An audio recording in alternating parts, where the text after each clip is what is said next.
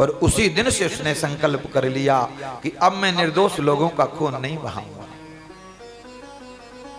आया अपने स्थान में, कुछ समय बाद वो बीमार पड़ा, बहुत उपचार कराया गया, लेकिन उसने कहा मुझे मालूम है मैं बचूंगा नहीं, मैं बचूंगा नहीं, लेकिन जब मेरा जनाजा निकाला जाए तो मेरे दोनों हाथ खाली कर देना बाहर, ऐसे हाथ कर देना मेरे बाहर खाली, ताकि मैं दुनिया को ये मैसेज दे सकूं कि जीवन में बहुत कमाए हीरे और मोती, जीवन में बहुत कमाए हीरे और मोती, जाते समय कफन में जेब नहीं होती, जाते समय कफन में जेब नहीं होती।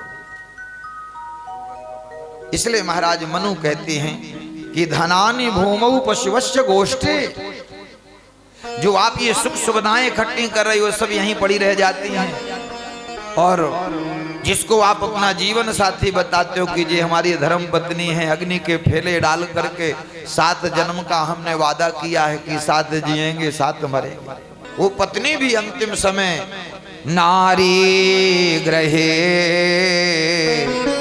द्वार जना शमशानी, वो धर्म पत्नी भी दरवाजे के ही बाहर खड़ी होकर के आपको टाटा बाय कर देती जी अब जाओ। आप जिनको अपना सगा संबंधी मानते हो ये आपको चिता तक लेकर के जाते हैं, और जिस शरीर को आपने सजाया था आज वही शरीर को अग्नि के हवाले कर देता है, और यही शरीर धू धू करके जलता है। रास्ते में कुछ लोग थोड़ा याद करते, भैया बहुत अच्छा आदमी था, घर आते आते सब भूल जाते हैं, कोई कहता मुझे तो ऑफिस जाना है, कोई कहता जी मुझे दुकान जाना है। इसलिए सुखदेव जी कहते कि राजन ये मनुष्य शरीर बड़ा दुर्लभ है, भगवान ने दिया है कृपा करके, तो हमें भगवान की भक्ति करना चाहिए, उन परमात्मा का भजन करना चाहिए, क्योंकि राजन जब तक ये जीव भगवान से अपना संबंध नहीं जोड़ेगा, भगवान से नहीं कहेगा कि नाथ मैं आपका हूं और आप मेरे हो, तब तक इसका दुख कोई दूर नहीं कर सकता। इसलिए कुछ किंग करो वाह, भगवान से कोई भी आप संबंध जोड़ लें, भगवान सब कुछ बनने के लिए, माता पिता मित्र भाई बंधु, यहां तक कि नौकर भी बनाओ तो भगवान नौकर भी बन जाते हैं। धन्ना जाट जी की कथा सुनिए, धन्ना जाट जाकर के लेट जाते और भगवान उनके खेत में हल चलाते, क्योंकि भगवान भी अपने भक्तों और संतों की सेवा करते। तो भगवान बोले हमें भी बहुत समय हो गया सेवा नहीं करी, तो अच्छा मौका है चलो सेठ जी के नौकर बन के कुछ दिन सेवा करें। इसी कलकाल की घटना, और कहते सेठ जी अपना दुकान बंद करके वापस आ रहे थे संध्या का समय, और भगवान एक बालक के रूप में रास्ते में मिल गए। सेठ जी को आते देखा तो सामने खड़े हो गए मार्ग में। सेठ जी पास में आए तो कहा सेठ जी राम राम। सेठ जी ने सोचा बड़ा संस्कारी घर का बच्चा, देखो राम राम कर रहा है। आज के बच्चे होते तो कहते हाय बाय, और हम लोग भी उनके साथ उनका समर्थन करते हैं। पहले समय में गांव ग्रामीण क्षेत्रों में या कोई व्यक्ति जब ज्यादा परेशान होता था, अच्छा खासा काम धंधा चौपट हो जाता, तो हम ही आप लोग कहते थे कि लगता है इन्हें किसी की हाय लग गई, कहते थे ना। और आज वही बेटा बेटी सुबह से शाम तक कहते हाय मम्मी बाय। ये हमारा संस्कार नहीं है, ये उन लोगों का है।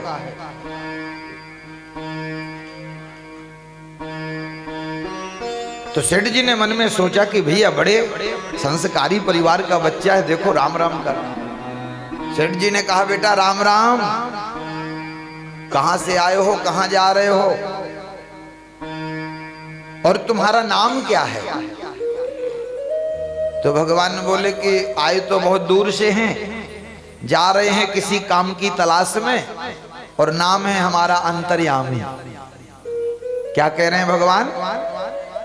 बोला करो प्रभु का नाम है, आपकी वाणी से एक बार भगवान नाम जप निकल जाएगा। क्या नाम बताया? अंतर्यामी। भगवान ठीक ही तो कह रहे हैं, अंतर्यामी है। तो बोले ये बताओ काम क्या करते हो? भगवान बोले वैसे सब काम कर लेते हैं, लेकिन जो ब्राह्मणों की सेवा, संतों की सेवा, इसमें हमारी ज्यादा रुचि है। ओ सेठ जी ने कहा यही सेवा तो हमारे घर में होती है। मन में सोचा कि ऐसा नौकर। बोले चलो तुम्हारी नौकरी पक्की, लेकिन ये बताओ तनख्वाह क्या लोगे? तो भगवान बोले देखो आगे पीछे हमारे कोई है नहीं, तो पैसा तो हमें ज्यादा कमाना नहीं, बस हमारे भोजन की व्यवस्था ठीक से हो जाए। ओ सेठ जी ने कहा बताओ बिना तनख्वाह का नौकर मिल रहा है, इससे सस्ता आज के समय में? अरे बोले भैया अंतर्यामी, खाने पीने की घर में भगवान की कृपा से कोई सी प्रकार की कमी नहीं है, तू जो चाहेगा तेरे को मिलेगा। भगवान बोले सुनो, एक बार नहीं हम 4 बार खाते हैं दिन में, और खाने पीने में आप रोक टोक नहीं करना, और खाने पीने की बात भी मत किसी से बताना, और जिस दिन तुमने खाने पीने की बात बता दी उसी दिन हम चले जाएंगे। सेठ जी ने कहा काय को बताएंगे? भोजन करा के किसी को बताया सोई जाता है, जो बताता वो तो अधम है। भगवान ने दिया है, हम मनुष्य हैं, हमें दूसरे को खिला के खाना चाहिए। हमारे यहाँ ऋषियों ने हमें यही सिखाया है कि पहले दूसरे को खिलाओ फिर तुम खाओ। कहा ठीक है तुम्हारी नौकरी पक्की, चलो हमारे साथ। और भगवान को लेकर के सेठ जी घर आ गए। पत्नी को बुलाया, बोले अरे सुनती हो? हाँ जी। बोले इधर आओ। अब दौड़ के आई सेठानी। अब महाराज बहुत पैसे वाले घर की व्यवस्था थी, इसलिए सेठानी भी महाराज ऐसी, और सेठ लोगों की सेठानियां होती ही ऐसी हैं महाराज। देखो का ये अंतर्यामी है, हमें नौकर की जरूरत थी ना, आज से हमारे घर में सेवा करेगा, नौकरी करेगा। और सुनो ये कहता हमारे आगे पीछे कोई है नहीं, इसलिए हमें तनख्वाह नहीं चाहिए, बस खाने पीने की व्यवस्था हमारी बढ़िया हो। सिटानी ने कहा इतना सस्ता नौकर बिना तनख्वाह के?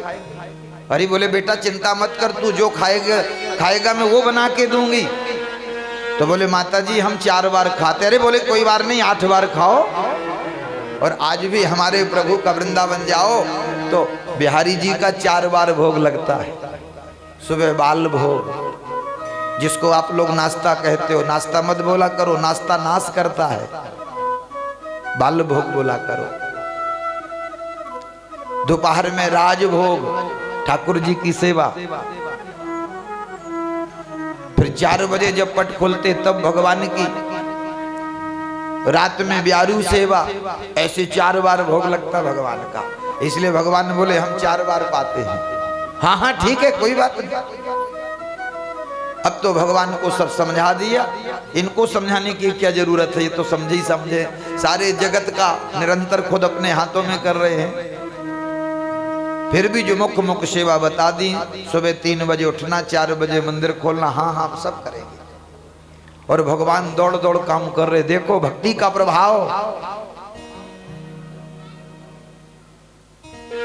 घर का पूरा काम करने के बाद सेठ जी दुकान चले जाएं, सेठानी से कहे अंतर्यामी को भेज देना दोपहर में, सो हमारा दोपहर का भोजन लेके आ जाएगा। हाँ हाँ ठीक है। सो मध्याह्न के समय सेठानी टिफिन पैक करती, भगवान को देती, भगवान दुकान में चले जाते। दुकान में जब भगवान जाते तो सेठ जी भोजन करके अंतर्यामी तू दुकान में मैं बैठ, मैं थोड़ा आराम कर लूं। हाँ हाँ आप आराम करो। और भगवान जब दुकान में बैठे तो सेठ जी की दुकान महाराज खूब चले, क्योंकि लक्ष्मीपति है ना, किसी का भी हृदय परिवर्तन कर देंगे। सुनो तुम्हें यहाँ से सामान लेना है, तो व्यक्ति भागता हुआ आएगा सेठ जी की दुकान में। ये सच्ची घटना भक्तमाल में चरित्र है। अब तो महाराज सेठ जी की दुकान इतनी चले कि सब बगल के दुकान वाले देख देख करके महाराज ईर्ष्या करें कि ये नया नौकर जब से आया इनकी दुकान बहुत चल रही है। लेकिन यहाँ घर में सेठानी का भोजन बना बना के बुरा हाल। ऐसी थी महाराज और ऐसी हो गई। क्योंकि जब काम ज्यादा करना पड़ता है, घर की व्यवस्था बिगड़ती महाराज, तो देखो अच्छों अच्छों के चेहरे सूख जाते हैं। लाल रखी थी महाराज, ऐसी सूख गई। एक दिन इनकी एक सहेली थी, वहीं बगल में रहती थी, उनने अपने घर में कीर्तन रखा। तो आई बोली, सुनो आजकल तुम दिखती नहीं हो, घर ही में घुसी रहती हो, और हमारे यहाँ कीर्तन है, ध्यान रखना, आज आपको आना, बहानाबाजी बिल्कुल नहीं चलेगी। हाँ हाँ बहन आऊंगी। इतना कह के चली गई महाराज। थोड़ी देर में काम हम करके जल्दी से, और शिटानी अपनी सहेली के यहाँ गई। अब वहां और भी इनकी सहेली, और आप सब जानते हो जब माताएं इकट्ठी होती 5-10, तो पुरानी बातें 20-20 साल की शुरू। सास है, ननंद आती है, यही सब बातें होंगी। पति देवता बात मानते, बोली जी यही समस्या है, सब कुछ ठीक है, बस घर वाला बात नहीं मानता। हमारे यहाँ भी लोग आते, महाराज ऐसा कुछ कर दो जो पति बात माने। हमने कहा गौ माता की रोटी खिलाओ, तो गौ माता बन जाएगा, और क्या। पहली रोटी जो गाय की वही खिलाओ।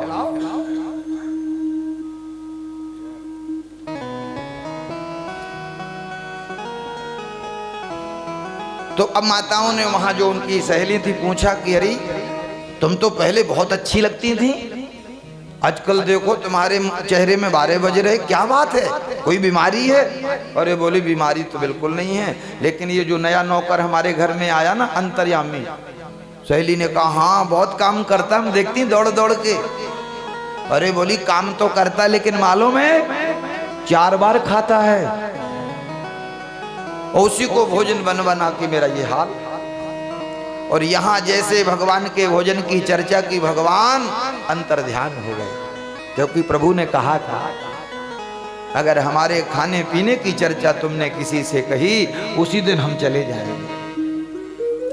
आज दोपहर में सेठ जी को कोई भोजन लेके नहीं गया।